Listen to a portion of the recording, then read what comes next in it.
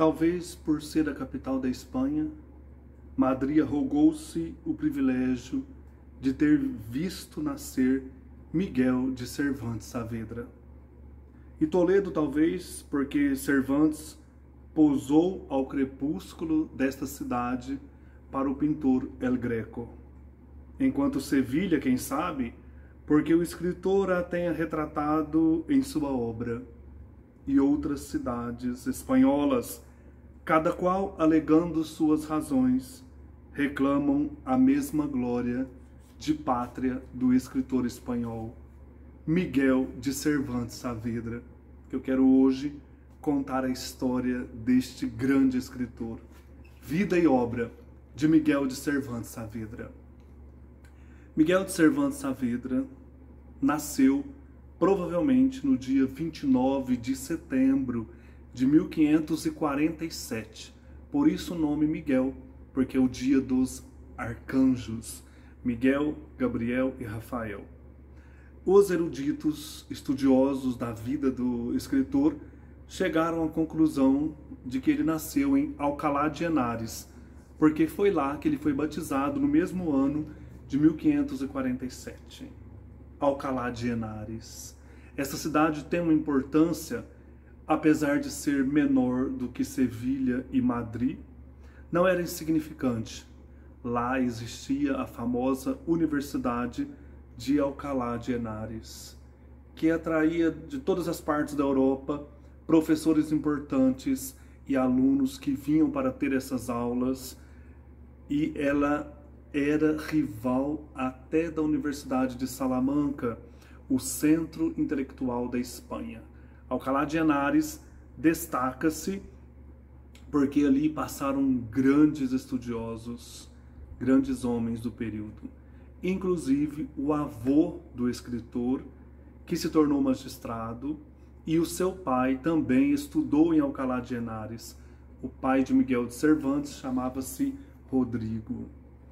Rodrigo, o pai, infelizmente não concluiu seus estudos na universidade. Ele havia abandonado o lar paterno para se casar com uma moça plebeia e pobre. No caso, ela se chamava Leonor de Cortinas. E esse Rodrigo ficou sem diploma e começou a exercer uma espécie de ofício como cirurgião, que na verdade era um barbeiro que fazia sangrias, que receitava poções, curava feridas. Então ele passa a exercer esse ofício, o pai de Miguel de Cervantes. E quando nasceu Cervantes, o pai já tinha 4 filhos. Miguel de Cervantes, então, ao nascer em 1547, ele já começa, junto com a família, toda uma trajetória de mudanças, que o pai percebe que não dá para sustentar a família com este ordenado de barbeiro. Então ele começa a mudar de Sevilha, ou melhor, de Alcalá de Henares, ele vai para Valladolid, para Salamanca, para Sevilha. Então o pai começa toda uma trajetória de mudanças. E o menino, criança, vai acompanhando o pai, passando pelas escolas, passando assim também por adaptações nessas diversas cidades. Isso já começa a mostrar uma vida errante. E Miguel vai crescendo sem conforto, sem cuidados diretos assim.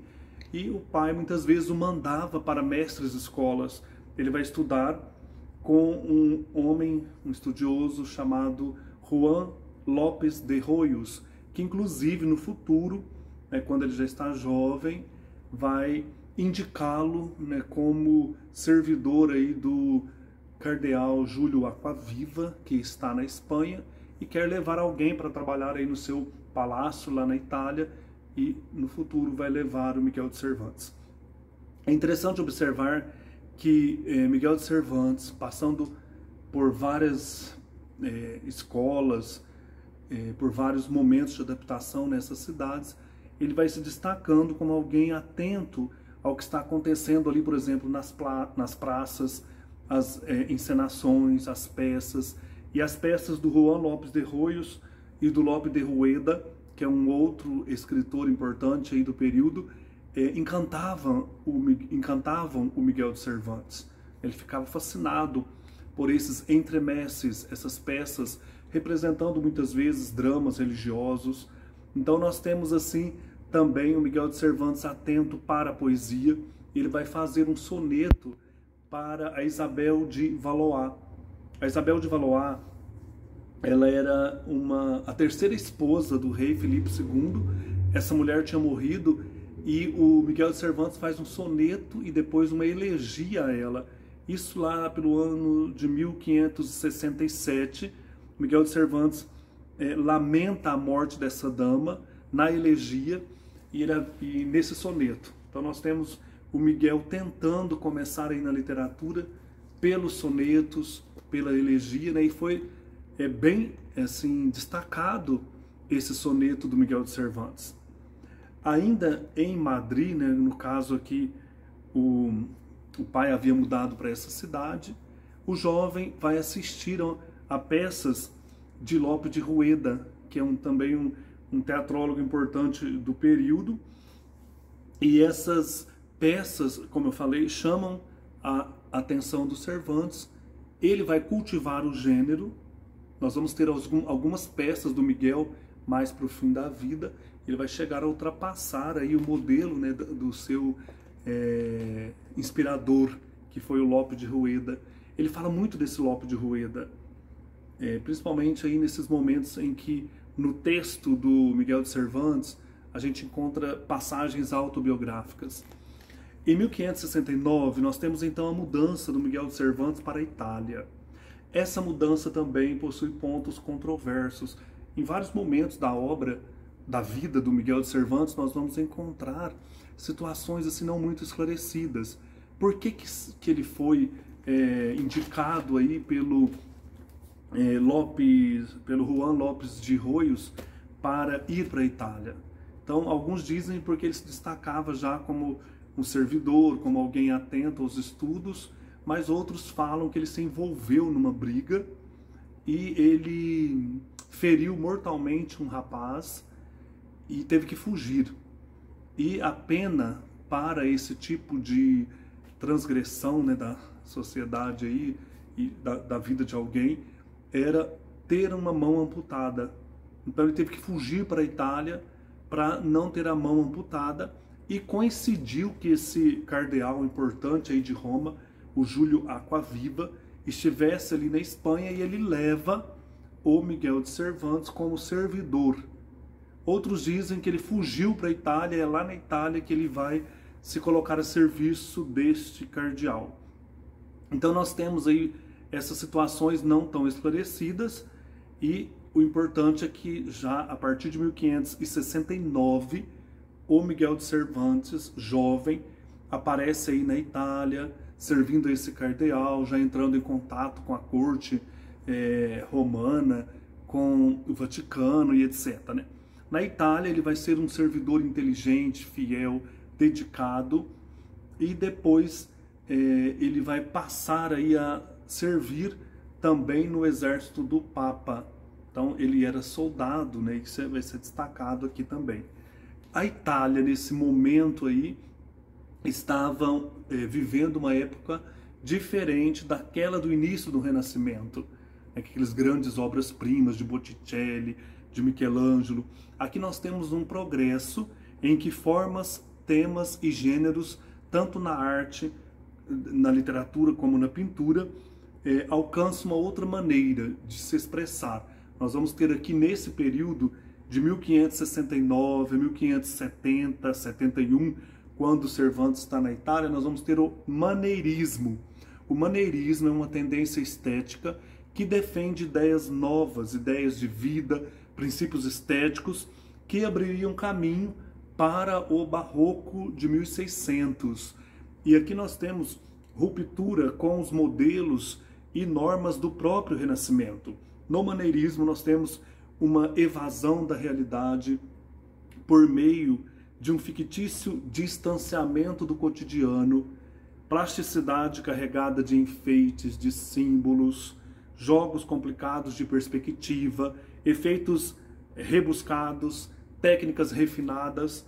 Aqui nesse livro da biografia dos escritores, nós vamos ter uma ilustração de um quadro do El Greco. O El Greco, ele traz uma tendência aí já quase, ou se aproxima do barroco, né? Do claro escuro, do movimento dos corpos, de tendências importantes aí para a estética maneirista. E lá na Itália, o El Greco é espanhol, lá na Itália o Cervantes vai entrar em contato com esse tipo de arte, isso vai mexer também com a questão estética dele, porque esse maneirismo, enfim, é uma busca de novas soluções artísticas, sem atingir as extravagâncias e sutilezas do barroco, que será no futuro, né, a escola literária a predominar, permitiu o maneirismo a formulações expressivas mais livres. Isso também na estética literária nós vamos encontrar, né, tendências maneiristas, uma nova maneira de ver a realidade. Cervantes na Itália pôde admirar também as obras dos grandes mestres italianos do Renascimento, né, do Cinquecento, do início aí de 1500, andando certamente pelas ruas de Florença, pelas ruas de Roma.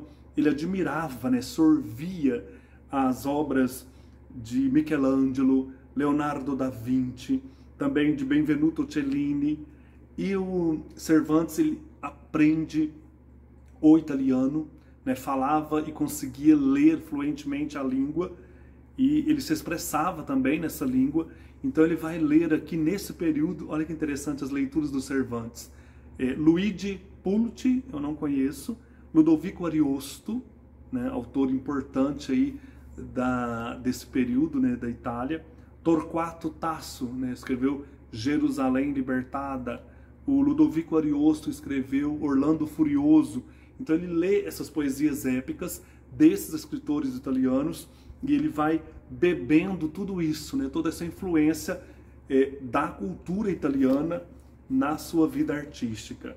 Temos aqui também algumas imagens, né, aqui, não sei se vai dar para ver direito, né, o Cervantes como escritor aqui, né.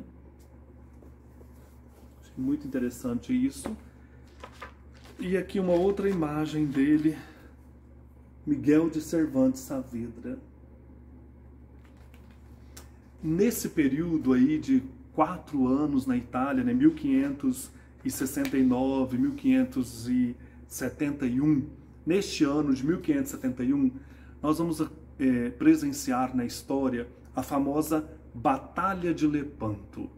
Qual o contexto dessa batalha, né? Os turcos ameaçavam a Europa Ocidental. Então, várias vezes eles faziam incursões para tentar assim expandir o Império Otomano na Europa Ocidental. Então, nós temos a formação de uma Liga Europeia para rechaçar esses turcos, esses infiéis, como nós chamados. Então, nós temos a República de Veneza, que era muito forte, o Estado Pontifício aí do Vaticano, e a Espanha se unindo, né, nesta liga para enfrentar os turcos. O comandante era o famoso Dom João de Áustria, que era irmão bastardo do Filipe II, era um grande comandante, e ele vai regimentar tropas e partir para a Turquia. Em Lepanto, na costa da Grécia, vai acontecer essa famosa batalha, da qual o Cervantes vai participar. Então as forças cristãs, depois de uma batalha sangrenta, saíram vitoriosas, e o Cervantes, que estava doente, com febre, acamado no navio, ele levanta, ele enfrenta, ele foi destacado aí pelo próprio Dom João de Áustria como um guerreiro valente, e ele luta, né, mesmo doente, e vai acontecer então uma tragédia com ele. Ele vai ser atingido por um tiro de arcabuz e vai perder a mão esquerda. Olha que interessante, né? Ainda bem que foi a mão esquerda. Ele vai ser apelidado de El Manco de Lepanto. E essa imagem, né, do escritor com a mão ferida, né, aleijada, vai passar para a posteridade, e também ali ele vai ter uma referência muito forte, né, pelo Dom João de Áustria, e o nome dele vai correr aí pela Espanha, né, a valentia do Miguel de Cervantes. Essa coragem ao ser também felicitado pelo comandante João da Áustria, e Cervantes vai se orgulhar dessa ferida. Em vários prólogos das suas obras, prólogos famosos, são autobiográficos, claro, né? Ele vai se referir muitas vezes à sua situação física, né? E para ele isso não é uma vergonha, nunca. Ele lutou e mostrou honradez, mostrou que era alguém destemido. Depois dessa batalha, ele vai servir aí então na Itália de 1571 a 1575 pelas tropas do Papa. Então é nesse período que ele vai servir, né? Então ele cresce, vamos dizer assim, dentro desse contexto aí na Itália, né? Então serve o cardeal Acquaviva, entra em contato com as obras de arte do Renascimento, conhece várias cidades, participa da Batalha de Lepanto em 1571 e depois ingressa oficialmente, depois dessa luta, no exército do Papa. Durante 4 anos, então, ele vai servir e vai rodar, vai conhecer várias cidades da Itália, né? Vai passar por vários momentos aí importantes. Como soldado, vai conhecer essa vida de soldado e certamente vai amadurecer temas aqui para a sua futura obra Dom Quixote de La Mancha, conhecendo a vida das pessoas, né? Conhecendo realidades diferentes, sofridas, né? Conhecendo a vida de soldado.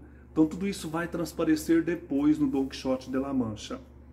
Em 1575, ele toma então uma decisão de voltar para Castilha, na Espanha. Ele está há muito tempo, né, fora de lá, muitos anos.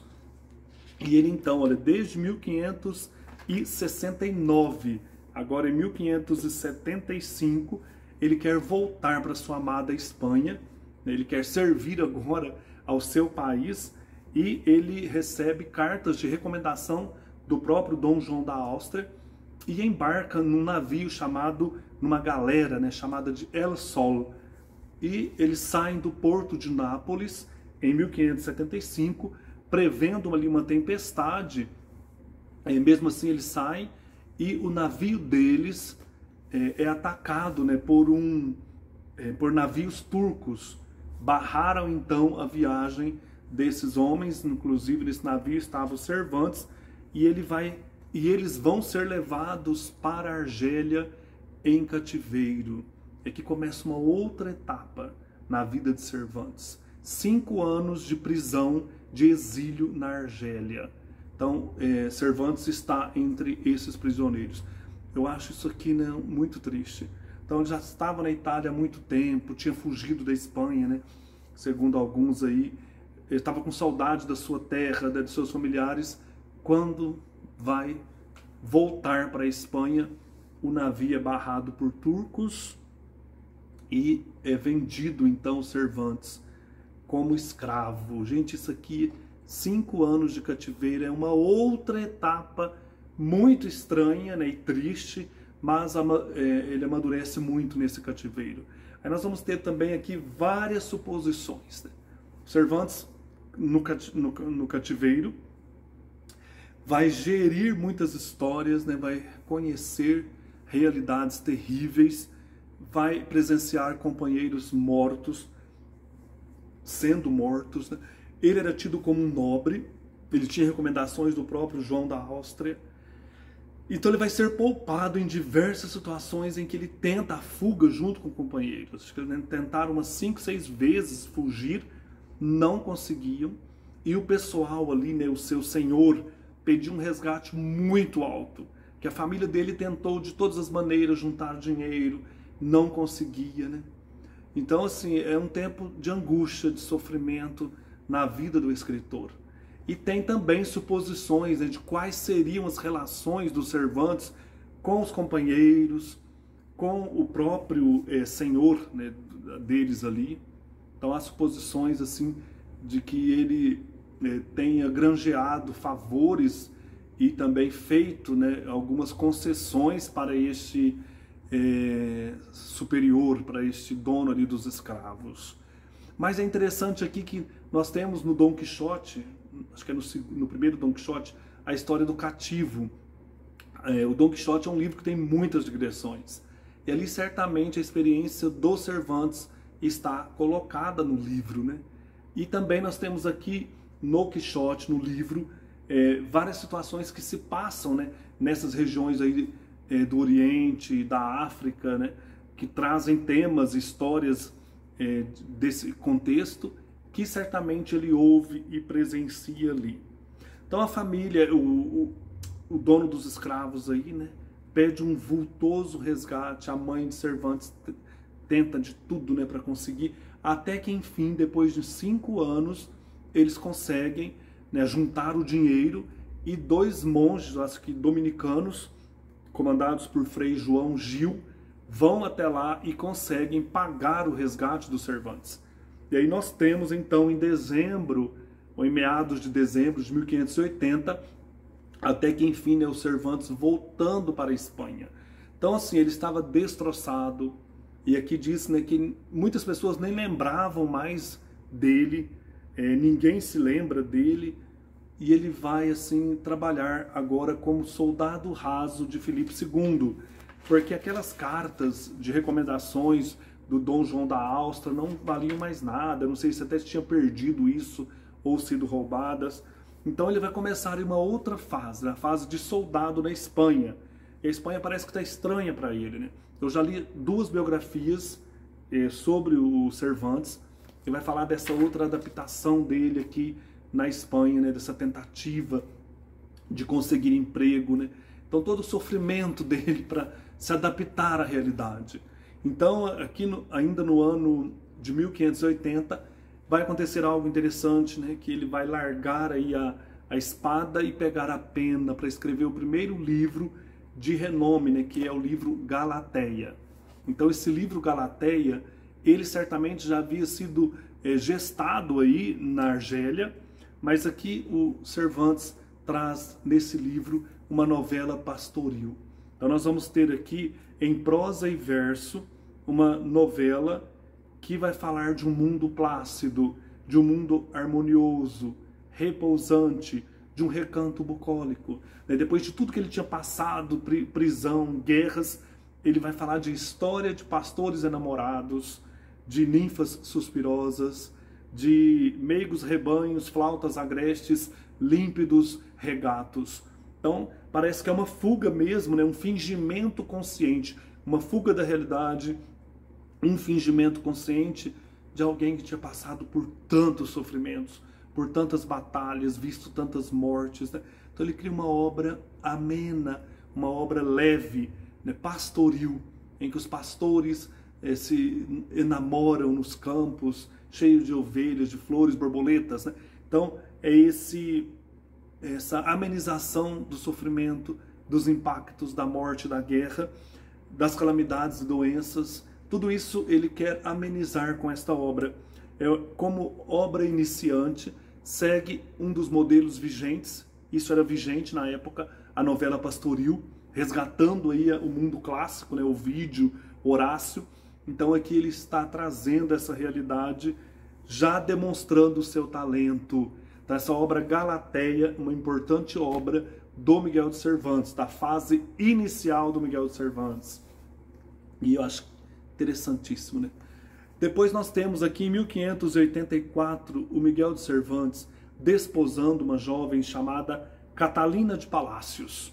Só que o Miguel de Cervantes, ele era um aventureiro, né? A sua vida é uma aventura. A sua vida, como a de Camões, né? Cheia de peripécias, de sofrimentos, esperanças. Então ele já tinha uma filha ilegítima, ele tinha muitas aventuras amorosas, e quando ele casa com essa Catalina de Palácios, ele leva para a família, né, uma menina com alguns meses chamada Isabel, uma filha ilegítima dele. A Catalina não aprovou essa índole do Miguel de Cervantes, essa índole sedutora, cavalheiresca, né, aventureira, e também não tolerou a enteada, tanto que o casal vai se separar. Ele vai deixar a Catalina na cidade de Esquívias, para onde eles tinham mudado, e parte para Madrid. Então, assim, o Miguel de Cervantes não é alguém para ficar preso em matrimônio, né? O Miguel de Cervantes é livre.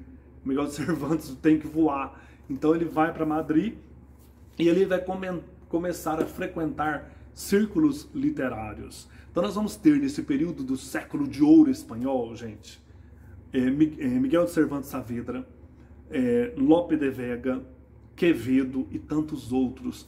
Teresa de Ávila perambulando pelas estradas da Espanha, fundando seus conventos. Inácio de Loyola, São João da Cruz, Shakespeare lá na Inglaterra, Camões em Portugal. Então é um mundo que se move, né? E esse século de ouro da literatura, da arte, se reflete aqui nesse momento dos círculos literários, em que o Miguel de Cervantes entra em contato com esses escritores. Há uma disputa também, sempre, né, entre ele e o Lope de Vega. E outras coisas interessantes que acontecem aqui, que essa relação do Cervantes, né, com o Carmelo. Uma das suas filhas era carmelita, carmelita de clausura mesmo, né? E certamente numa biografia diz que ele, o Miguel de Cervantes, tenha conhecido a Teresa de Ávila, de um respeito, né? A Santa Madre, era assim que ele a chamava. Ela morre em 1582, eu acho, ou 85, acho que é 82. Então nós temos aqui o Miguel de Cervantes no seu tempo, né? É um escritor do seu tempo. E nessa estada em Madrid, depois do casamento, ele começa a compor peças curtas e também começa a trabalhar como comissário do abastecimento real. Então ele tem a missão de arrecadar víveres para a invencível armada de Felipe II. Felipe II, ele era o inimigo de Elizabeth I, ou Elizabeth I Shakespeare, lá na Inglaterra. Porque Elizabeth I, depois da morte da Maria Stuart, que era uma aliada do Felipe II, ela então quer expandir também, né, o seu império inglês, e o Felipe II, ele vai então constituir a invencível armada para lutar contra a armada aí da Elizabeth I. Então ele alista 22 mil soldados e 160 navios. Qual a missão do Miguel de Cervantes e de tantos outros, né? Viajar para as aldeias, cidades da Espanha, arrecadando víveres para a invencível armada, para sustentar os soldados. Então esse trabalho dele era terrível, ele detestava esse trabalho, mas precisava sobreviver, né, enfrentar isso, enfrentar agricultores, enfrentar comerciantes, pessoas que ele tinha que ir lá pegar mesmo, né, os víveres dessas pessoas, trigo, certamente carnes, né? Então ele tinha que pegar isso e enviar para a armada. E essa necessidade de trabalhar nesse serviço esgotava o Miguel de Cervantes. A invencível armada do Filipe II, ela foi destruída por uma violenta tempestade em 1593, e o Cervantes então perde o seu cargo. Não tinha mais sentido, né, trabalhar nisso, e ele passou a exercer a função de coletor de impostos. Então nós temos aqui o Cervantes tentando trabalhar em alguma coisa, né? Sobreviver. Como coletor de impostos, ele vai ser injustamente acusado de desviar verbas, né, de roubar, e vai ser enredado num processo, vai cair prisioneiro várias vezes, e numa dessas prisões será em Sevilha. E aqui é importante, é na prisão de Sevilha que ele começa a escrever a primeira parte do Dom Quixote, El Engenhoso Hidalgo Dom Quixote de la Mancha. Então, ao sair desse cárcere, ele já tinha um pouco dessa novela escrita, que era para ser uma novela no início, né? E ele compõe isso, começa a compor esta primeira parte no cárcere de Sevilha, que era um cárcere horroroso. Aqui eu tenho a obra, né, da editora 34, O Engenhoso Fidalgo Dom Quixote de la Mancha. E ele também, nesse período em que ele está começando aí a retomar sua vida depois dessa prisão, ele vai morar com a sua filha em Valladolid. Em Valladolid, nós vamos ter aqui um escândalo envolvendo Cervantes, isso em 1606. Em 1605, que é o ano em que vai sair a primeira parte do Dom Quixote. Já estava no prelo. Nesse ano ele morava em Madrid com a sua filha e aparece de repente alguém lá na porta da sua casa, ferido. E ele acolhe junto com a sua filha esse homem para dentro de casa, e esse homem morre dentro da casa dos Cervantes e da filha. Os boatos, né, desde aquela época, né, falaram que a filha era leviana, esse cara era um amante dela, e que o Cervantes havia matado, assassinado esse cara dentro de casa. Mas, na verdade, segundo os escritores, não foi isso que aconteceu. Ele socorreu alguém que tinha se envolvido numa briga. Então nós vamos encontrar o Cervantes envolvido num escândalo justamente no ano de 1605, em que sai o Dom Quixote de La Mancha. Então, gente, acho que o Cervantes teve umas 3 ou 4 filhas, por aí, eu não estou lembrado agora. Então, uma se tornou freira, como eu disse, né, e essa outra aqui não tem referência do nome. Mas nesse período, então, de 1605, nós temos esse escândalo e, ao mesmo tempo, o livro saindo. E esse livro do Dom Quixote de La Mancha, né, a primeira parte, depois a segunda, mas aqui na primeira nós temos uma sátira às novelas de cavalaria, um retrato, enfim, da aventura humana, o homem dividido entre o sonho e a realidade. Então os dois cavaleiros aqui, o Dom Quixote e o Sancho Panza, representam o ser humano, o homem aí caminhando pela vida, né? Representam cada um de nós. É uma grande obra, é a obra máxima de Miguel de Cervantes e uma das grandes obras da literatura universal. Aqui nós temos, nesse livro, então, Os Imortais da Literatura Universal, alguns comentários sobre o Homem de La Mancha, sobre o livro, sobre o Dom Quixote, né? Publicado em 1605, a primeira parte do Quixote, na tipografia de Francisco de Robles, em Madrid.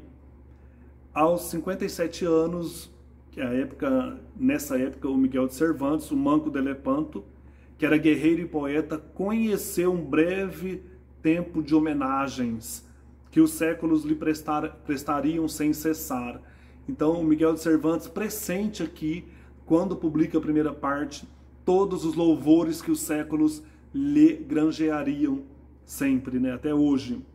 Dom Quixote foi concebida como uma novela curta, inspirada num caso real de loucura. Destinava-se a combater a cavalaria andante, contrária à irrealidade das novelas de cavalaria, que tinham dragões, envolviam sonhos, né, fantásticos, ainda muito lidas na Espanha da época. Inclusive a Teresa de Ávila amava novelas de cavalaria.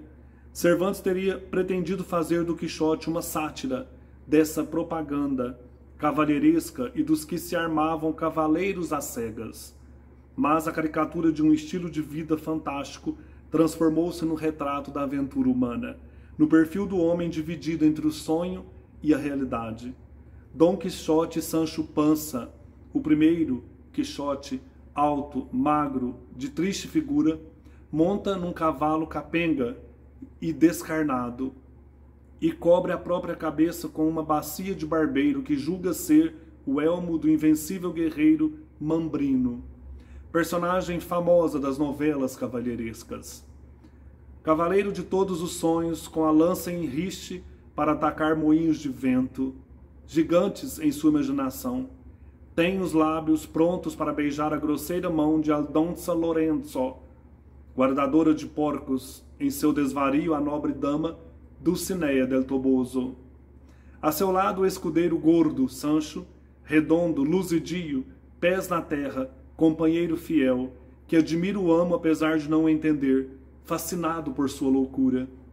Dom Quixote e Sancho Panza, o ideal e o real, a fantasia e o bom senso, ambos puros e bons, escarnecidos por um mundo que não admite pureza nem bondade. Ao escrever essa obra máxima, Cervantes já não tinha perante os olhos a mesma Espanha. O poderoso império falira. Guerras haviam dilapidado o tesouro real. Filipe II, o monarca, austero e de pulso forte, já morrera em 1598. A miséria graçava, os impostos cresciam, todos estavam descontentes.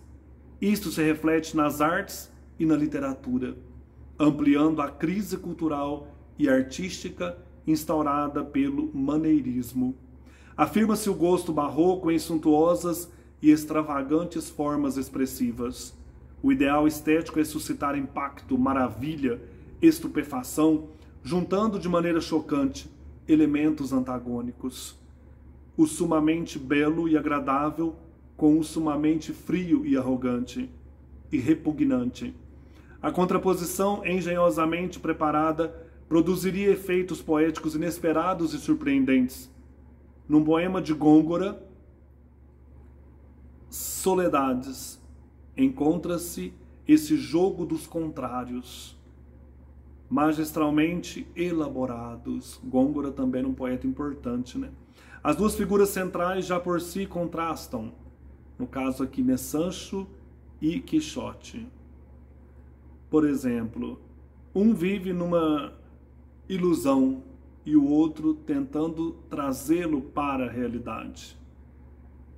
Cervantes, então, resolve aqui as ânsias do ideal. Dom Quixote e Sancho Panza também são figuras que afirmam a trágica aventura humana, sonho e realidade, pela conquista da liberdade. Cervantes, portanto, não consegue limitar sua arte. Seu gênio cria situações que pacificam os contrários, numa loucura poética, suprema harmonia do espírito. Por isso, Dom Quixote e Sancho, surgidos da pura fantasia de um artista, estão vivos como se fossem personagens históricos. Entraram para a cultura e o folclore dos países do mundo inteiro, superando os limites geográficos e a época em que apareceram. Traduzem uma experiência vital, transcendente, o sonho e o desvario. Maravilhoso esse texto. Essa busca da realidade e do sonho. Depois, então, da publicação da primeira parte do Dom Quixote, em 1613, o Cervantes vai publicar estas novelas, novelas exemplares, que é um retrato da Espanha.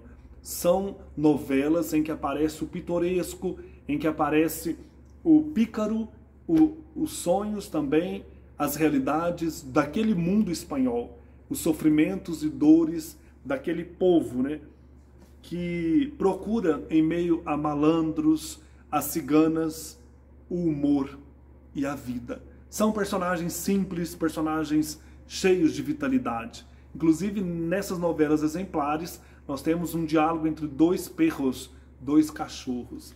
Livraço também. Cervantes tenta compor versos, tenta criar também peças teatrais, mas não conseguia rivalizar-se com o gênio de Lope de Vega. Então, Lope de Vega é um grande teatrólogo espanhol do período, e Cervantes, então, ele apenas ensaia, né? Escreve algumas coisas, mas não tem grande destaque. O gênio, nesta parte, pertence a Lope de Vega.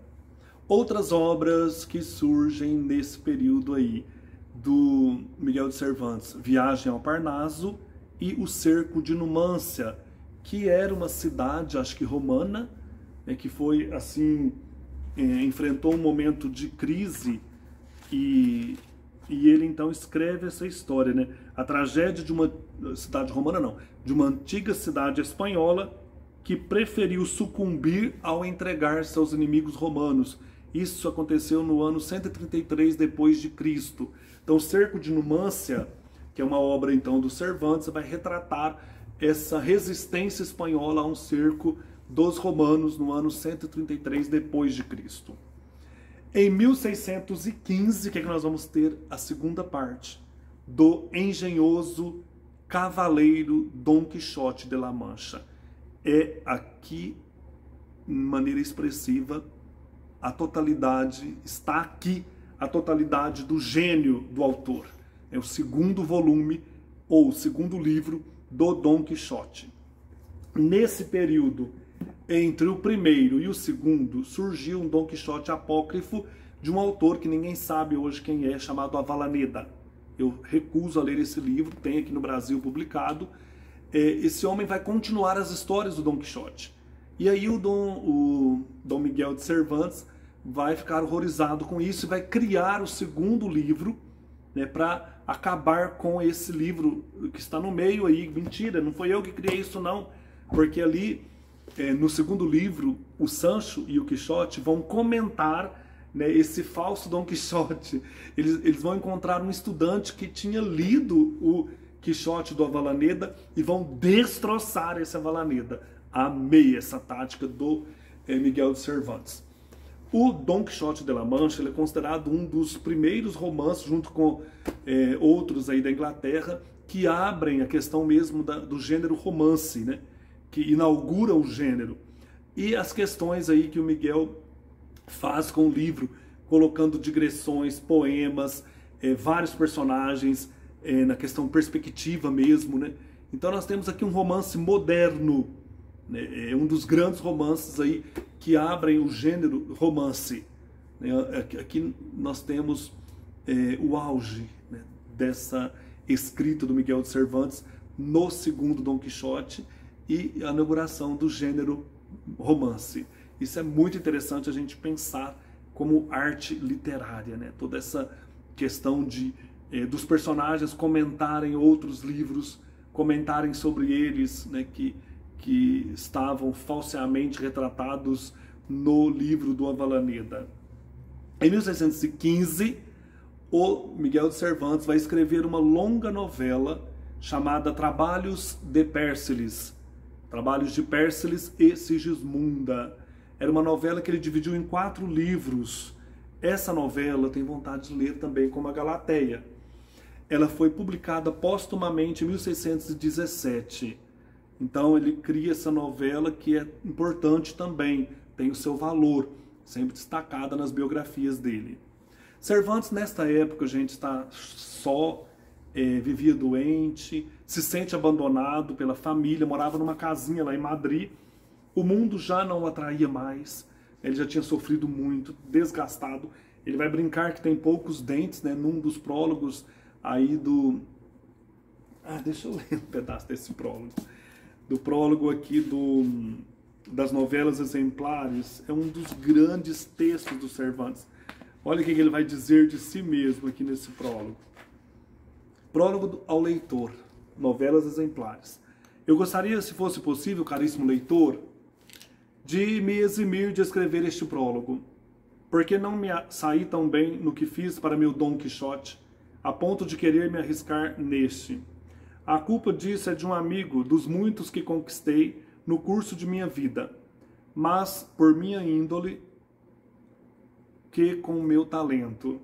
Como é uso e costume esse amigo, bem poderia me gravar e me esculpir na primeira página deste livro, pois o famoso Dom Juan de Jauregue lhe daria meu retrato, e com isso minha ambição ficaria satisfeita, e também o desejo de alguns que querem saber qual o rosto e o porte de quem se atreve a apresentar tantas invenções nas feiras do mundo, aos olhos das pessoas, pondo embaixo do retrato. Então eles querem saber quem está falando, vou mostrar para vocês.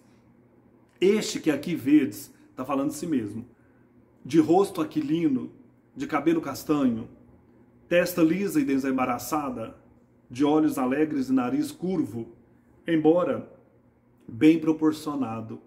As barbas de prata, que não faz 20 anos eram de ouro, os bigodes grandes, a boca pequena, os dentes nem miúdos nem numerosos, porque tem apenas 6, e estes em más condições e piores disposições.